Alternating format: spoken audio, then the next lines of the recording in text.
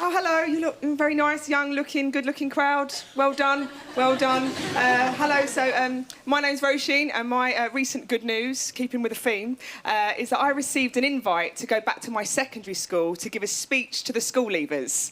Yeah, bit of background information. I'm 31 years old, single, and just recently moved back in with my nan. Winner! It's quite nice living with my nan. She's a very old lady, what with her being a nan. But she's one of those people, she watches all of the soaps, like Coronation Street, EastEnders. She'll sit there for hours. But any reality TV, and she starts threatening to leave the room, like it's so much below what she already watches. She's like, Big Brother on the telly's a bloody insult. I wouldn't watch this rubbish if you paid me. I leave the room. I wouldn't watch this rubbish if you paid me. I wouldn't watch this rubbish if you paid me. And I'm like, Nan, you are the nosiest woman I've ever met in my entire life. I bet if I put a net curtain across the television, you'd watch it then. When did this slut move in? Who's that girl? And it's quite hard having people round when you live with your nan. At 31, it's a bit like, I've got friends coming round, Nan, can you stand in the kitchen? But my sister came round the other day with her very new, posh boyfriend, and I was cooking aubergines in the kitchen. Best place to cook them, bathroom fucks them up. And my nan walked in and quite loudly announced, I can't stand the smell of those Aborigines. Stormed off. So yeah, it's pretty awkward. So basically, the teacher invited me back. I sort of tried to explain to her. I sort of, said I don't really think I'm in a position to come and advise 18-year-olds. And she started saying, no, Roisin, it's not about where you are. It's not about where you are. It's about how you made your plans. It's about the climb. It's a little bit like talking to Miley Cyrus, if I'm honest. And I genuinely had to say to this teacher, the thing is, I have based 80% of my major life decisions on astrology. Not even a joke. Not even a joke. Honestly, I'm finally owning up to it, because you have to, because I've always been one of those people that people go, you know it's not real, and I go, no, it's not real, I'm not an idiot, I know it's not real, fucking is real. I have, and I recommend all of you lovely young people do this, because if you base 80% of your major life decisions on astrology, you never feel any real sense of personal failure whatsoever. It's like, I didn't fail, Saturn was in return. I'm just a girl. Yeah, so I come from a massive family. I've got 80 first cousins. Yeah, Irish background. What's that smell? Fertility! And I'm one of the older cousins in my family. I've got a lot of cousins in their late teens and early 20s. And I've noticed recently at family parties that I'm not so much moving away from my youth as the youth kick you out. Because they don't sort of sit with me anymore, and I'm finding myself further and further away from them and spending more time stuck on a table with my drunk Auntie B banging out, I know the time I danced with Billy Ocean. Don't know what accent that was. Sorry, I forgot who she was. But it's like Facebook, Twitter, there's so much. Like, Facebook is... I like Facebook, but what I really miss is phasing people out. That was a really important part of my life. You know, you just used to meet people, you got on for a while, and then you phased them out. That's what happened. And now you've got to meet them forever. I phased someone out 10 years ago because she was a dick. And then she asked me my friend recently, and I thought, oh, I'll see if she's changed. And I accepted her friend request, and after 4 minutes, she asked me to join a group that was Stop Cosmetic Testing on Animals, Test on Paedophiles instead. Yeah, that's what you want, don't you? A young-looking, creamy-skinned, youthful paedophile running around the place. How old are you? 39. Delete. And everyone's always taking photos. Everyone's got a camera. Give me a cheer if you've got a camera here today. Of course you do. But there's been a time you go to a wedding or whatever and you're like, you got dressed up and you had a photo. And now it's just everyone's taking photos of 11 o'clock in the morning. There's my 100 photos of 11 o'clock in the morning. I went to a concert recently and I was... Subtext, I've got a social life. Yeah, don't be doubting me. And I went to the front and I was the only person watching this concert with my eyes. Everyone else was just stood there like this. With their video phones. And it really annoyed me because I was like, who are you recording this for? Anyone vaguely interested in this band would have come and bought a ticket. They're only £6! And most phones only last 2 years anyway. So how's about you just watch the concert and try and remember it with your brain, like we did in the old days? Honestly, I swear to God, someone clapping over there. Amen to that. I could see a time in like 20 years, there's people running into rooms going, anyone got a brain from the 80s? I need to remember something. Anyone? Or like, well, my phone's dead, I don't know who I am.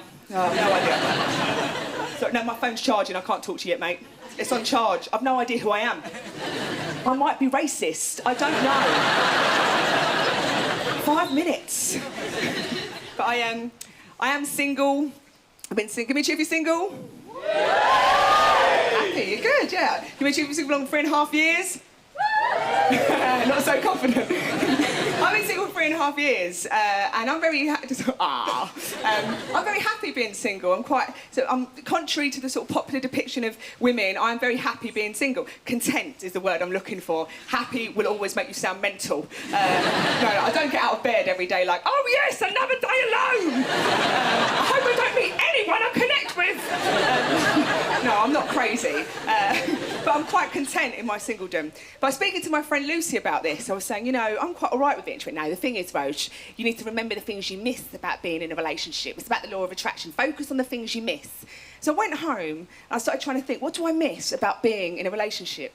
And I realised the only thing I miss about being in a relationship is having someone that I can be horrifically unreasonable with. That's it. That's as far as it goes. Because if you haven't got someone in your life, you know, someone that you can sort of show the side of yourself that makes no sense to, sort of unleash a bit of the mental on, life can quite quickly become a series of polite, inane interactions. Because you go to work every day and you've got to be nice to those pricks, they pay your mortgage. You're like, morning, you're going to talk to me, are you? I'm losing white blood cells. And then you might move into a flat with some people and they talk about bills and washing up and you're listening to them and yeah, but all you want to do is meow! Meow! Meow! Because let me tell you, one of the things you miss about not being in a relationship is a partner, because their job is to soak up all of your miscellaneous noises. And everyone's got them, be it the meows or hello or blah, blah, blah, blah. And if you don't have them, you don't have anyone to express them to, especially not in Barclays on a Tuesday afternoon. So that's why a lot of single people are unhappy. It's not because they're lonely or no sex, it's just because they've got a belly full of unexpressed meows. Meow! But yeah, and also I think it's really important, if you've got someone that you can be a bit of a dickhead to, you don't have to be reasonable with, but they know fundamentally you're still a good person. That's really important. All I miss about being in a relationship is having someone that I can storm into a room to and go, who needs 2 bastard lights on in one room? And leave. That's it. That is as far as it goes. But, so yeah, I'm going back to my school to give a speech based on my lack of love life, lack of money, lack of everything. The only advice I think I can give is how to take sick days. Yeah, honestly, I'm the queen. Because if you start a new job and you like to take a sick day, you start with a clean slate. No, some person really leaning in there, like, go on. When you start a new job, you start with a clean slate. No one knows anything about you. So when you start a new job, start with all of your grandparents alive and well. About it. And technically it's not even a lie, because if you're like, my nan died 5 years ago, they don't ask. Grief's a funny thing. But I am going to go, and I think the only thing I would say in terms of any real advice I have is I think that it's important that we don't define ourselves too early. Because we all define ourselves really young, like, this is who I am, and I think you should always try and stay sort of malleable and be a work in progress for as long as you can. Because you don't want to be one of those people, you know, those people who are like, this is me, take me as I am. This is me, take me or leave me, this is me. Because they are always, without doubt, dickheads. Like, this character, my friend, is not finished. Back in the oven, gas mark 5. Granted, there is the other extreme. You don't want to be there, because I watched a documentary and this woman was 70 years old and she was still having daily therapy. I was a bit like, really? You're on the clock? You know, she wasn't in terrible pain. She was like, my life hasn't worked out exactly as I thought it would, and children don't, you know, they don't fulfil all your expectations. Love, what is love? Who knows? And if I was that therapist, I'd have been like, oh, it seems to me you're suffering from a very bad case of existence. Out! But I think there's a core of us, no matter how much we sort of define ourselves. I'm always worried about the part of us that we sort of rule out as not being us. So, you know, you sort of go, this is who I am, and then you say, this is not what I am. I'm always worried about the paths that I didn't take. Like, I'm worried that when I die and I meet God or whoever's running this gaff, and I'll be like, why was I quite anxious quite a lot of the time? I felt a bit, you know, that feeling you've got in your stomach, a bit empty. And he'll look at me and go, because you never tried darts.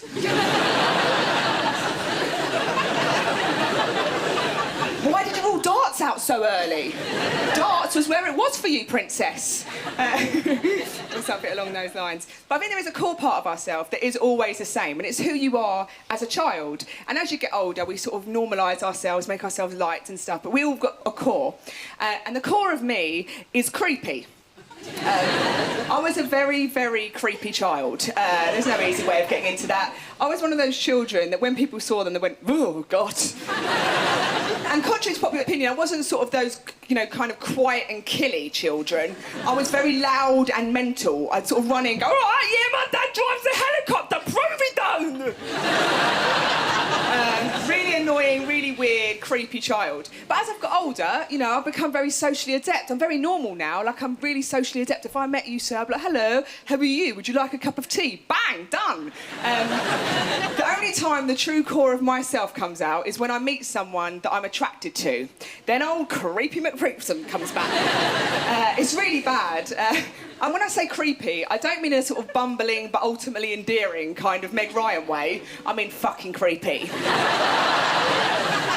My friend Caroline said, it makes the hairs on my arms stand up to watch. I was at a party recently in North London, and I was in a massive house, and I was talking to this guy, and after about 5 minutes, I thought, oh, what's this feeling I'm experiencing? Attraction? That's fine. After about 10 minutes, I knew creepy was waking up, because I found myself talking quite a lot about cheese. And I don't know anything about cheese. So I was like, cheese. And I thought, maybe he's not back. 15 minutes into it, creepy was running things. I was talking to this guy doing this. Like some horny gazelle about to leap at him, still banging on about cheese. Like, oh, there's other cheeses. And I thought to myself, what should I do? How should I make this? What can I... Normally, I'd be like, I've just got myself into a funny position, ha, ha, ha. But because creepy went, I'm going to give you nothing. There was music coming from another part of the house. Very, very vague music. Creepy went, pretend you're dancing. So I started clicking along to this music. Just clicking. Cheese, I've had feta, it gives me winked. Do you know what music was playing? Reggae. No one in the history of the world has ever clicked to reggae. Yeah, I've had this. Do you get cheese on pizza? I've had cheese on pizza, that's quite nice. There's... What other cheeses have I had?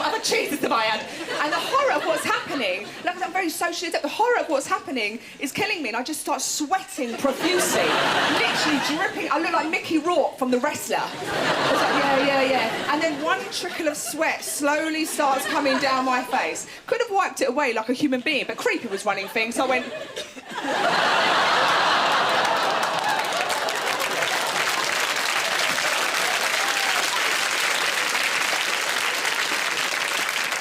Poured it with my own mouth like some horrible lizard woman. And that is one of the many reasons I will die alone. I'm going back to my school and I've got nothing to say to them. Ladies and gentlemen, you've been absolutely lovely. I've been Roisin Conaty. Good night.